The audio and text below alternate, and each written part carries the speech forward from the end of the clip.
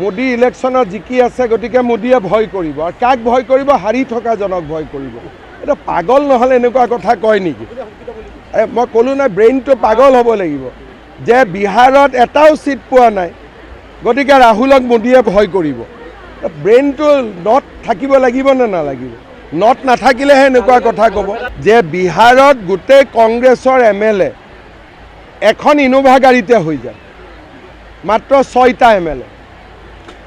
গতিকে আমাৰ অসমত কিজানি তাতকৈও বেয়া হয়।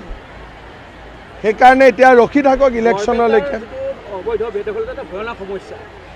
আমি এফালৰ পৰা এভিকশ্যন হৈ আছে, বৰপেটাৰো লিষ্ট আছে, ডাঙৰ এভিকশ্যনে হ'ব বৰপেটাত। মোৰ ক'বলগীয়া একো নাই। এইটো এটা ব্যক্তিগত কোম্পানী আৰু তেওঁলোকৰ মাজত কথা, ইয়াত চৰকাৰৰ ক'বলগীয়া একো নাই। কিন্তু যিটো কোম্পানীয়ে 108 চলাই আছে, এপ্ৰিলত তেওঁলোক পৰিৱৰ্তনো হ'ব। আজিলৈকে মই যি কৈছোঁ গোটেইখিনি হৈ আছে, কোনটো হোৱা নাই মই কোৱা কথা? মানে মই কোৱাত তেওঁক বাদ দিয়ক, তেওঁতো অসমক ইমান নাজানে। আজি 25 বছৰে মই অসমত যি কৈ আছোঁ এইটোকে হৈ আছেনে নাই?